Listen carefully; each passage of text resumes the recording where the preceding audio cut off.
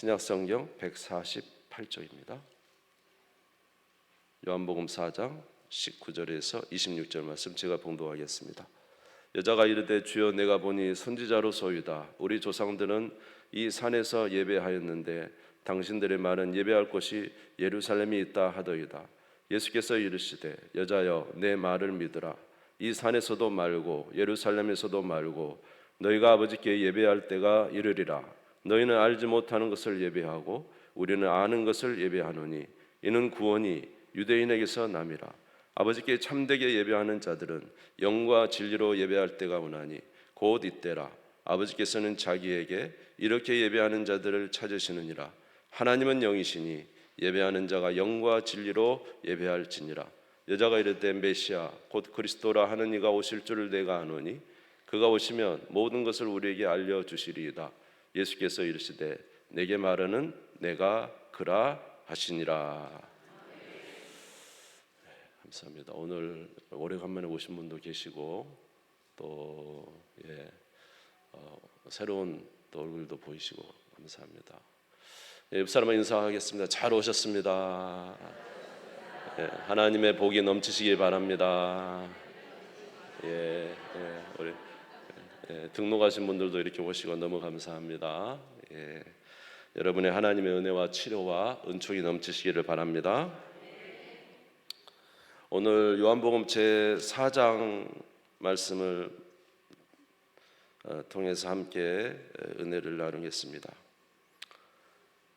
예수님께서 이제 유대 지역에서 많은 기적과 이적과 또 말씀을 전하시니까 이제 많은 사람들이 예수님을 추종했습니다. 그래서 예수님께서 결국 잠시 갈릴리로 이제 가셔야만 했습니다. 왜냐하면은 이제 예수님을 모함하는 자들이 예수님을 이제 해하기 쉬운 그런 시기였기 때문에 예수님께서 갈릴리 남유다에서 갈릴리로 이제 올라가시는데 이제 그 가운데 있는 사마리아를 지나가셔야만 했습니다.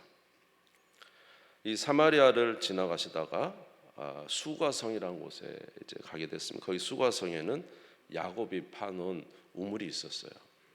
오래된 우물인데 그 우물 곁에 이제 예수님께서 정오쯤 아주 뜨거운 정오에 그곳에 이제 지쳐서 앉아 계셨습니다. 그런데 그곳에서 한 여인을 만나게 되고 그 여인에게 하나님의 구원의 은혜를 알려주시는 그런 내용이 되겠습니다. 여러분이 잘 아실 줄 믿습니다. 요한복음 4장 3절에서 7절입니다. 유대를 떠나서 다시 갈릴리로 가실새 사마리아를 통과해야 하겠는지라 사마리아에 있는 수가라는 동네에 이르시니 야곱이 그 아들 요셉에게 준 땅이 가깝고 거기 또 야곱의 우물이 있더라. 예수께서 길 가시다가 피곤하여 우물 곁에 그대로 앉으시니 때가 6시쯤 되었더라. 사마리아 여자 한 사람이 물을 기르러 왔으며 예수께서 물을 좀 달라 하시니 보통 여자분들이 물을 기르러 올 때는 이렇게 정오가 아닙니다. 여기는 유대 지역이기 때문에 굉장히 낮에는 덥습니다. 그렇기 때문에 이른 아침이나 이제 저녁 때쯤에 물을 기르러 시원할 때 기르러 오죠. 그러나 이 여인은 이제 정오에 사람의 눈을 피해서 왔습니다. 이 여인이 이렇게 정오에 물을 기르러 온 것은 바로 이 여인이 삶이 그렇게 평탄치 않고 많은 사람들에게 이제 좀 조롱을 받을 수 있는 그런 삶이 있었기 때문에 그렇습니다. 요한복음 4장 16절에서 18절에 보시면 이르시되 가서 내 남편을 불러오라. 여자가 대답하되 나는 남편이 없나이다. 예수께서 이르시되 내가 남편이 없다 하는 말이 옳도다.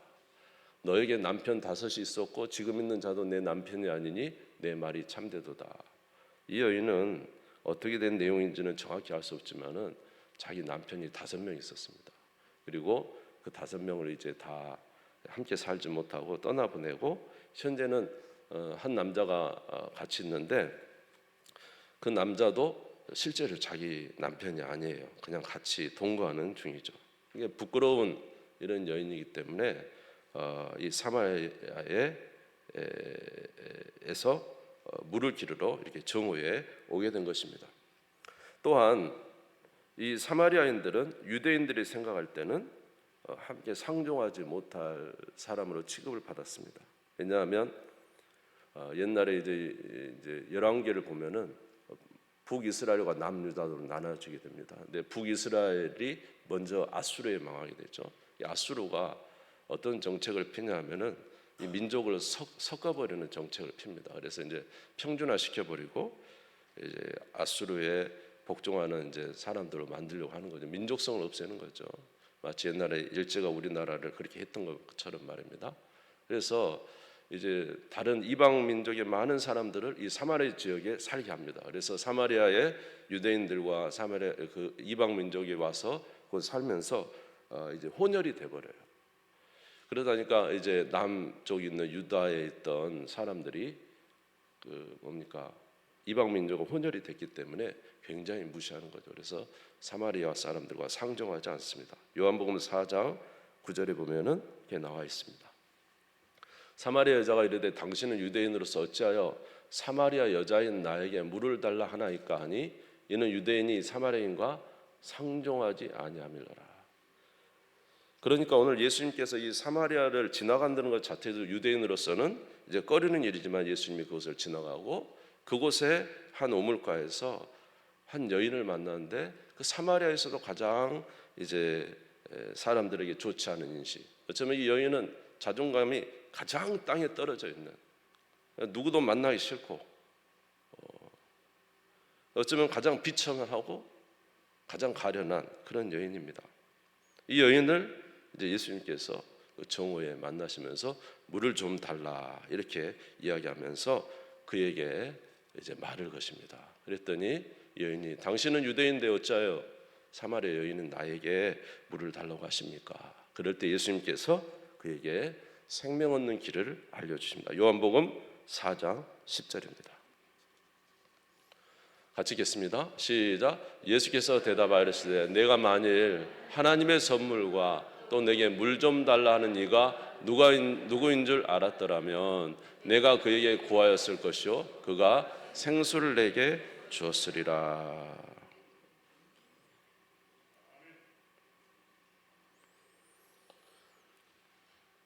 예수님께서 너에게 물 좀 달라 하는 이가 누군지 알았다면 그가 하나님의 선물을 너에게 주었을 것이다. 여러분, 하나님의 선물이 무엇일까요? 하나님의 선물. 하나님의 선물은 우리의 구원이 아니겠습니까? 구원. 다시 말해서 우리의 구원을 위해서 누구를 보내신 것이죠? 그의 아들 예수 그리스도를 보낸 것. 그러니까 예수 그리스도께서 우리의 하나님 보내신 선물이고 그가 가져오신 그 구원이 우리에 대한 선물입니다. 여러분, 여기 있는 이 사마리아 여인이 고통하는 이 고통의 삶, 어쩌면서 이 세상에서 무엇인가를 찾고 구하고 이 세상에서 무엇인가를 찾으면 자기의 삶에 새로운 위로가 오고 새로운 삶이 될 것이라고 생각했지만 아무리 열심히 찾아도 찾아지는 게 아니고 점점점 더 고통 속으로 빠져들어갔습니다. 이 남자를 만나면 이 남자가 나의 삶에 새로운 변화가 되겠지. 살아보니까 아닌 것이죠. 또 다른 남자를 취해보았습니다. 이 남자는 좀 다르겠지. 그렇지 않습니다. 여러분 남편들 다 똑같습니다. 그러니까 너무 예, 이해하지 못하시면 안 오셔도 되고요. 그래서 이 남자를 취하면 좀 더 낫겠지, 저 남자를 취하면 좀 더 낫겠지. 아무리 해봤지만 다 똑같아요. 이 여인에게 만족을 주지 못해요. 여기서는 남편으로 나왔지만 오늘 우리의 삶에는 또 다른 것일 수 있죠. 어떤 사람은 물질을 취하고 어떤 사람은 또 다른 것을 취하고 어떤 사람은 쾌락을 취하고 그 모든 것이 만족을 줄 줄 알았지만 여러분 이 세상에 그 취해서 만족이 됩니까? 점점 갈증만 더 심해진 것이죠. 갈증이 심해진 것이죠. 그래서 인간에게 이런 고통, 이런 어려움들이 계속 오는 이유는 무엇이냐? 다 사실은 죄의 문제인 것입니다.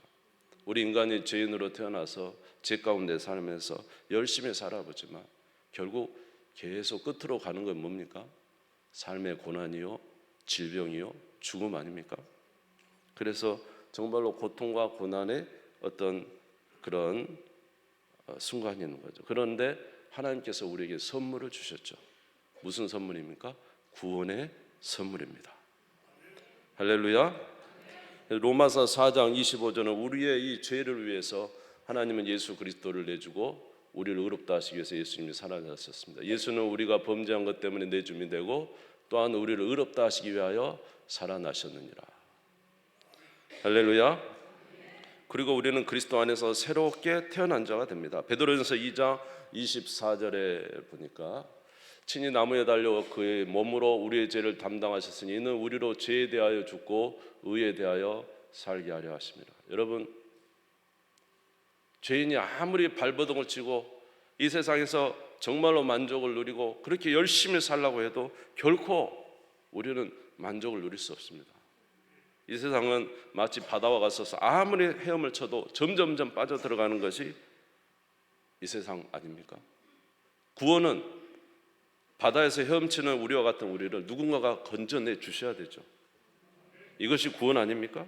구원은 빠져가는 죽어가는 인생을 손을 잡아 구원해 주시는 것, 살려내 주시는 것이 구원이죠. 바로 예수 그리스도가 이 땅에 우리에게 오신 하나님의 선물이요, 죄인 된 우리가 예수 그리스도를 믿음으로 죄에 대해서 죽고 의의 가운데 산 새 사람이 된 이것이 구원입니다. 여러분, 예수 그리스도를 믿고 가장 큰 은혜는 우리가 새 사람이 된 것이잖아요.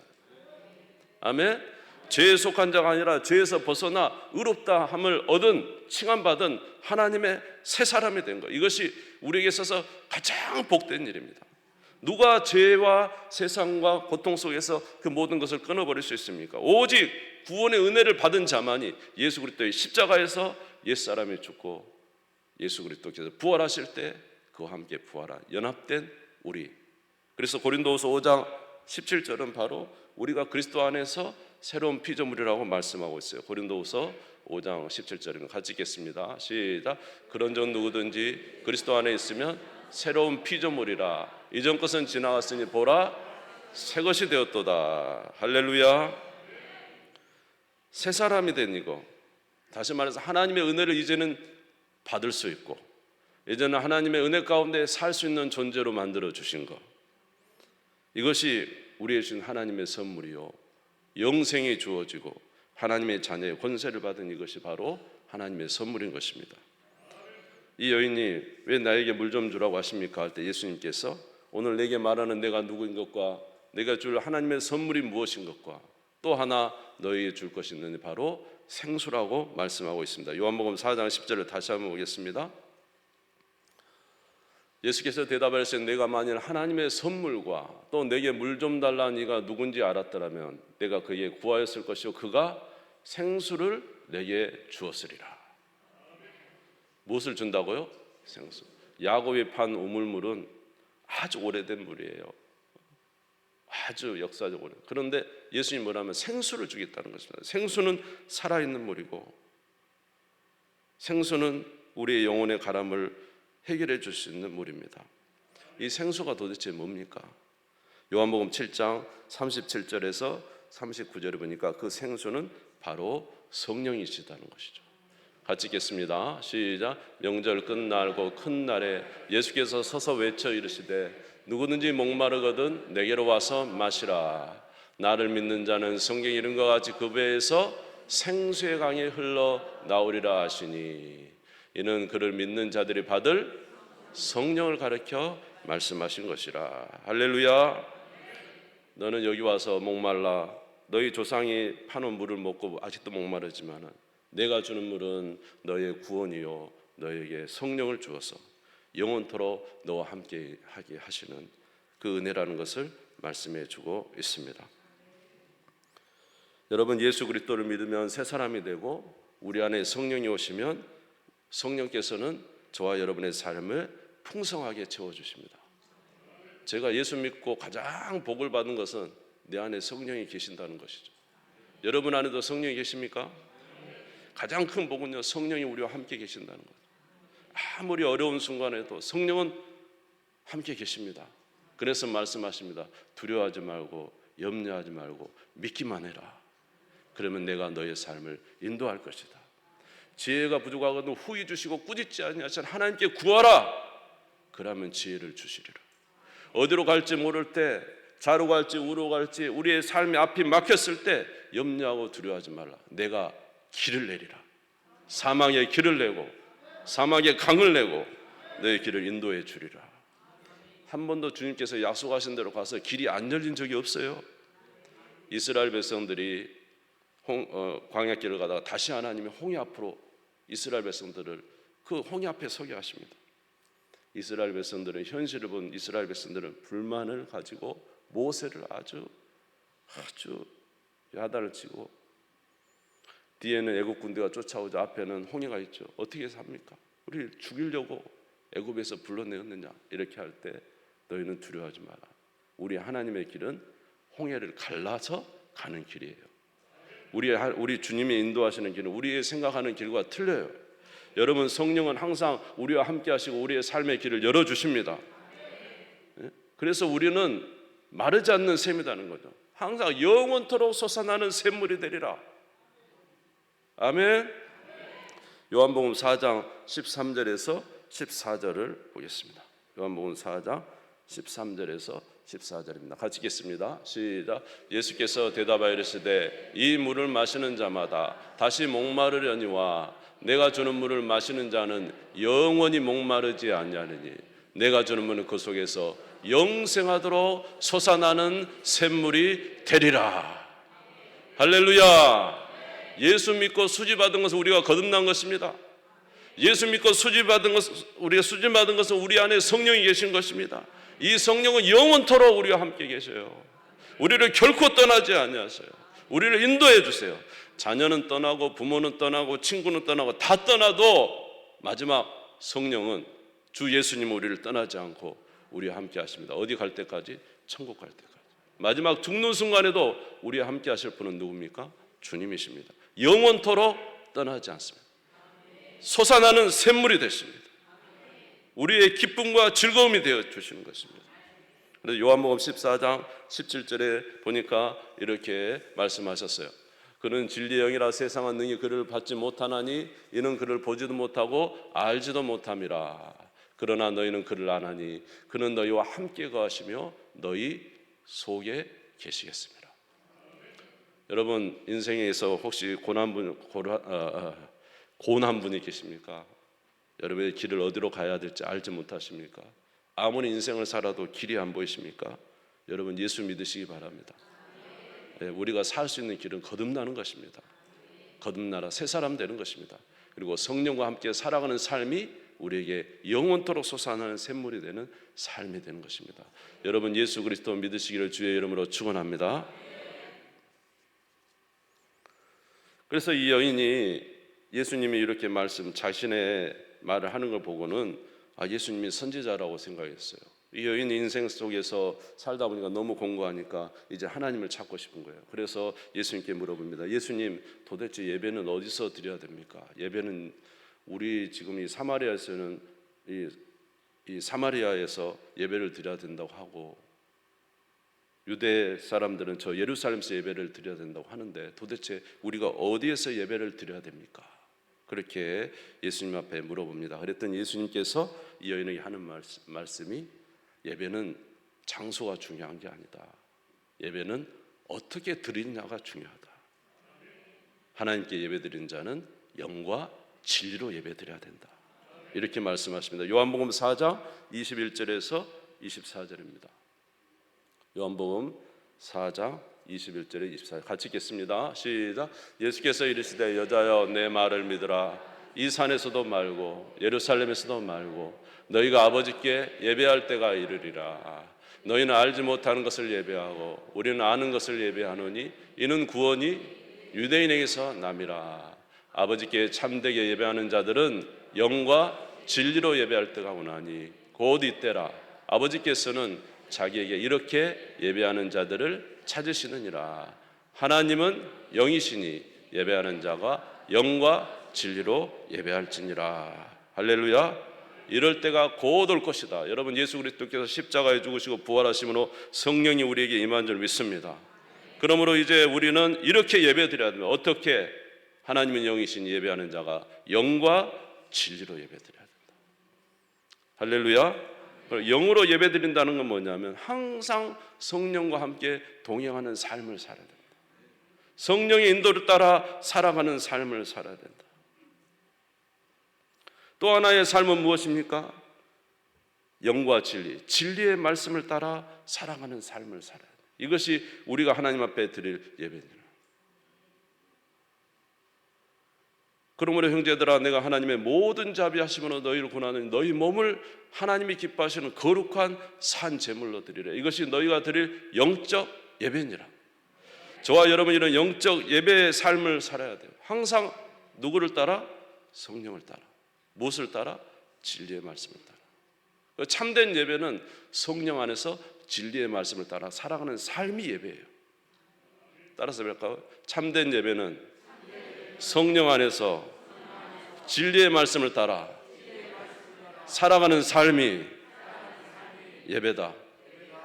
물론 우리가 감정적으로 충만하고 어떤 느낌이 오고 이거 참 좋습니다. 그것도 성령의 역사할 수 있죠. 그러나 진짜 예배는 성령 안에서 진리의 말씀을 따라 살아가는 거죠. 제가 가장 옛날에 어려웠던 게 이제 부교육자 사역을 하는데 평상시에는 말씀도 있고 그렇게 살았어요. 근데 교회 행사가 많아요. 행사가 막 밀려와요. 그러면 막 일이 바빠가지고 주님을 의지하는 마음이 약해져요. 예배가 흔들린 거죠. 물론 예배의 자리는 늘 있습니다. 기도의 자리에 앉아 있습니다. 그러나 진정한 예배는 성령 안에서 말씀을 따라 살아가는 삶이에요. 오늘 저와 여러분의 현재 이 어려운 순간 속에 여러분은 어떤 예배를 드리고 살아가고 있습니까? 진정한 예배는 성령 안에서 말씀을 따라 살아가는 삶입니다. 오늘 여러분의 삶의 그 어려운 순간에 정말로 판단력이 흐려지는 이 순간에 이 모든 순간에도 여러분은 진정한 예배를 드리고 살아가고 있습니까? 늘 성령 안에 거하십니까? 하나님의 말씀을 따라 순종하는 삶을 살고 있습니까?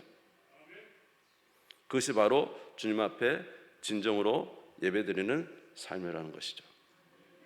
오늘 이렇게 참된 예배를 드리는 자에는 그 생수가 솟아나는 것처럼 그렇게 복된 삶을 살 수 있을 것이라고 말씀해 주시는 거예요. 오늘 요한복음 10장 10절에 보면 예수님이 오신 것은 우리로 구원을 주실 뿐만 아니라 생명을 주시고 더 풍성한 삶을 살게 하기 위해서 예수님이 오셨어요. 그러니까 우리가 이렇게 구원의 은혜를 받고 성령을 받고 진리의 말씀을 따라 살아간다면 우리는 풍성한 삶을 살 수 있습니다. 그런데 오늘 어떻습니까? 여러분 예수님을 믿고 여러분의 삶은 정말로 생수가 솟아오는 물된 동산 같은 그런 풍성한 삶을 살고 있습니까? 아니면 빼짝 마른 삶을 살고 있습니까? 죽지 못해 사는 삶을 살고 있습니까? 왜 예수 믿는데 우리는 풍성한 삶이 없을까요? 그것은 다른 것이 아니라 저와 여러분이 정말로 진정한 예배를 드리는 삶을 살지 않기 때문에 그래요. 날마다 성령의 인도를 따라 성령과 함께 삶을 살아가고 진리의 말씀을 따라 살아가는 삶이 우리에게 있다면 풍성한 삶을 살아갈 것인데 우리는 주께서 주시는 이 은혜의 말씀을 따라 살지를 않아요. 오늘 이렇게 말해도 오늘 이 사마리아 수가성 여인은 이 말을 믿지 못합니다. 그런데 예수님께서 이렇게 말씀하십니다. 요한복음 4장 25절에서 26절입니다. 요한복음 4장 25절에서 26절에 보시면 끝에 있습니다. 우리가 성경을 보고 읽을까요? 시작. 여자가 이르되 메시아 곧 그리스도라 하는 이가 오실 줄을 내가 아노니 그가 오시면 모든 것을 우리에게 알려주시리이다. 예수께서 이르시되 내게 말하는 내가 그라 하시니라. 할렐루야. 이 여인이 메시아가 오면 알려줄 것입니다. 지금 예수님 메시아는 모르고 예수님만 내게 말하는 내가 그다. 오늘 저와 제가 이 강단에서 여러분이 드리는 말씀이 여러분들은 지금 잘 이해하지 못하고 그냥 나중에 알게 되겠죠 이렇게 말씀하신 분이 있을지 모르지만 제가 오늘 주님을 대신해서 말씀드립니다. 여러분 이렇게 살면 풍성한 삶이 있게 될 줄 믿습니다. 그렇게 사시는 우리 귀한 성도님들 다 되시기를 주의 이름으로 축원합니다. 우리가 비참한 삶을 살지 못하는 것은 하나님이 저와 여러분에게 은혜를 공급해 주시지 않아서 그런 거 아니에요. 주님은 우리에게 모든 은혜를 다 공급하셨어요. 그 아들을 내어주시면서 우리를 새 사람 만들어 주셨어요. 우리 안에 성령이 임하시기 위해서 하늘에서 성령을 우리에게 부어주시고 우리 안에 성령이 임하게 해주셨어요. 그런 놀라운 은혜가 저와 여러분 가운데 있는 거예요. 주님은 우리에게 다 공급해 주셨어요. 그런데 문제는 우리가 풍성한 삶을 살지 못하는 이유는 저와 여러분이 주께서 말씀하시는 대로 살지 않기 때문에 그런 것입니다.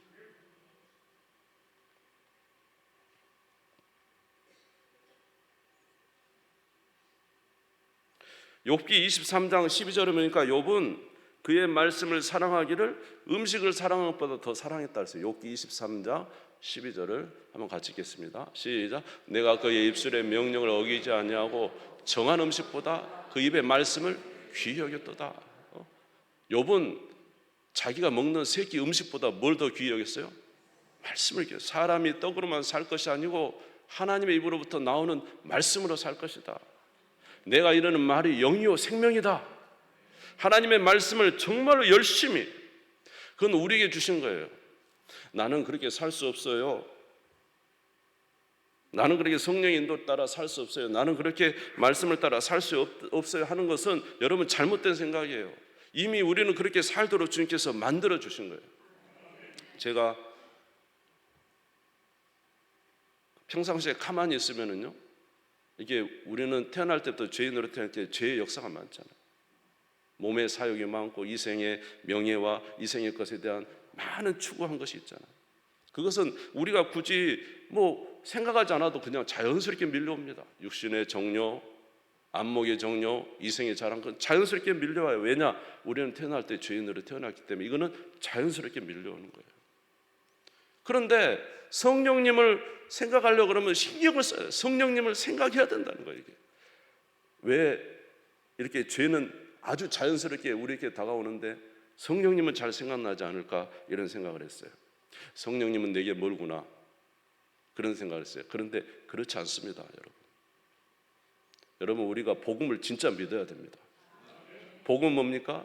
예수 그리스도께서 십자가에 죽고 부활하실 때 내 옛사람은 십자가에서 나도 죽었고, 믿습니까? 부활하신 나는 예수 그리스도와 함께 연합되어 새 사람이 되어서 예수님과 나는 한 몸이 되었어요.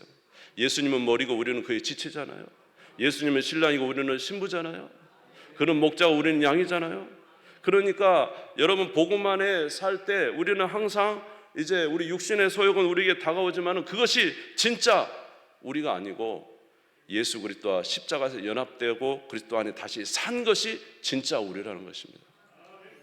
여러분 남편과 아내가 남자 여자 만사 결혼을 할 때 한 몸을 이룬다 그랬죠. 한 몸. 분리가 됩니까? 분리되지 않습니다. 우리가 예수 그리스도를 믿을 때 예수님과 우리는 한 몸이 된 것입니다. 예수님과 우리는 가까운 사이인 것입니다. 그래서 성령이 우리 안에 오신 거 아닙니까? 우리가 구원받는 거 아닙니까? 성령이 우리 안에 오신 거 아닙니까? 그런데 우리는 이런 은혜의 삶을 생각하지 않아요. 항상 우리가 그리스도 안에 구원받은 자라는 사실을 꼭 기억하시고 성령을 의지하시기를 주의 이름으로 축원합니다. 여러분 그래서 우리는 힘쓰고 있어. 주님은 우리에게 모든 것 다 이루어졌어요. 구원도 이루어주시고 성령도 우리 안에 와 계시고, 그런데 우리가 해야 할 일이 있다는 거죠. 그것은 바로 우리가 주님을 사랑하는 것입니다. 마태복음 22장 37절에서 38절입니다. 같이 읽겠습니다. 시작. 예수께서 이르시되 내 마음을 다하고 목숨을 다하고 뜻을 다하여 주 너의 하나님을 사랑하라 하셨으니 이것이 크고 첫째 되는 계명이요. 주님께서 우리에게 계명을 주셨어요. 여러분 아멘. 구원받은 주의 백성에게 계명을 주셨어요. 어떻게 하라고? 마음을 다하고 뜻을 다하고 힘을 다하여 주 너의 하나님을 사랑하라고, 목숨을 다하여 주님을 사랑하라고. 이것이 저와 여러분이 주신 계명이에요. 우리는 주님을 사랑해야 돼요. 아멘. 그래서 주님 만나는 일에 힘써야 됩니다. 그래서 주님 만나려고 만약에 새벽 예배를 못 나오신다면 집에서 성경이라도 펴서서 성경을 읽으시면서 주님 사랑을 여러분 나타내시기 바랍니다. 하나님의 말씀은 영혼의 양식이기 때문에 꼭 먹어야 되고요. 하나님의 말씀을 만나는 것이 누구를 만나는 거예요? 하나님을 사랑하는 것이니까 우리가 그렇게 해야 되는 거예요. 그래서 주님과 함께 거할 때 우리의 영혼이 풍성하게 나타나는 거예요. 그런데 우리가 그 은혜를 베푸신 주님 앞에 최선을 다하지 않습니다. 요한복음 15장 4절에서 5절입니다. 요한복음 15장 4절에서 5절. 마지막입니다. 같이 읽겠습니다. 시작. 내 안에 거하라. 나도 너희 안에 거하리라. 가지가 포도나무에 붙어있지 아니하면 스스로 열매를 맺을 수 없음 같이 너희도 내 안에 있지 아니하면 그러하리라. 나는 포도나무요 너희는 가지라. 그가 내 안에 내가 그 안에 거하면 사람이 열매를 많이 맺나니 나를 따라서는 너희가 아무것도 할 수 없습니다. 내 안에 거하라. 성령은 이미 우리 안에 와 계십니다. 근데 우리에게 뭐라고 하시냐면 내 안에 거하라. 내 안에 거하라. 너희가 내 안에 거하면 나도 너희 안에 가서 너희 안에 역사할 것이다. 여러분 혹시 그렇지 않나 싶어요. 여러분 남편이 아내를 사랑합니다. 정말로 사랑해요. 근데 아내도 남편을 어떻게 해야 될까요? 사랑함이 있어야 되지 않을까요? 주님은 우리를 목숨 내어서 사랑했습니다. 그런데 우리는 주님을 사랑하지 않습니까? 사랑은 쌍방간의 교류죠. 이것이 아름다운 열매를 맺는 거 아닌가. 주님은 우리를 위해서 자신을 다 내어주시고 성령을 우리 안에 부어주시면서 말씀하십니다. 너희가 내 안에 거하라. 그럼 나도 너희 안에 거하라. 주님은 우리 안에 오셔서 자신의 모든 것을 내어주시고 우리 안에 거하면서 너희가 내 안에 거하라. 주님도 우리가 주님 안에 거하기를 원하는 거예요. 아멘. 그래서 여러분 하루의 삶을 살면서 성령님을 의지하시기 바랍니다. 성령님을 의지하세요. 그러면 성령님은 항상 우리를 인도해 주십니다. 하나님을 만나듯이 하나님의 말씀을 사모하시기 바랍니다. 아침에 일어나서 말씀을 보고 때가 되면 말씀을 보고 또 계속적으로 말씀을 보고 그렇게 해서 하나님 만나듯이 주의 말씀을 만나면 그 말씀이 우리에게 생명과 능력이 되는 거예요. 우리는 세상을 자꾸 버리려고 노력합니다. 세상에 우리 좋지 않은 거 있죠. 우리를 넘어뜨리는 세상의 악한 것들을 자꾸 버리려고. 이것도 버려야 되고 저것도 버려야 되고 이것도 안 해야 된다고 생각하는데 여러분 우리 힘으로 버릴 수 없습니다. 버리는 방법은 딱 한 가지가 있는데 그것보다 더 사랑하는 것이 생기면 됩니다. 재물과 하나님이 동시에 놓였습니다. 우리는 재물을 버려야 된다고 생각하지만 재물이 버려집니까? 쉽게 버려지지 않습니다. 버릴 수 있는 유일한 길은 뭐예요? 하나님 사랑이 더 크면 재물을 버릴 수가 있어요. 그러나 재물 사랑이 더 크면 하나님을 버릴 수가 있어요. 사랑 문제인 거예요. 우리가 누구를 사랑하느냐에 따라서 우리는 전혀 다른 능력의 사람이 돼요. 그런데 사랑은 언제 강해지냐? 믿음이 있어야 강해지죠. 믿음이. 하나님이 우리 예수님이 살아계신 것을 믿을 때 하나님 사랑이 강해지는 거죠. 천국이 있다는 사실에 믿음이 올 때 우리는 하나님을 더 사랑하게 돼서 세상을 버릴 수가 있는 것이죠. 그런데 믿음은 들음에서 나오고 들음은 그리스도의 말씀으로 말미암는데 우리가 하나님의 말씀은 전혀 보지 않고 주님을 사랑해야 되는데 세상에 놓여지지 않습니다. 이것은 우리가 주의 말씀, 살아계신 하나님의 말씀으로 날마다 영혼이 새로워지고 그 말씀 속에서 하나님 살아계심이 느껴지고 그 말씀 속에서 우리의 구원을 베푸신 하나님의 은혜가 느껴지고 그렇게 우리의 믿음이 성장할 때 사랑이 강해지는 것이잖아요.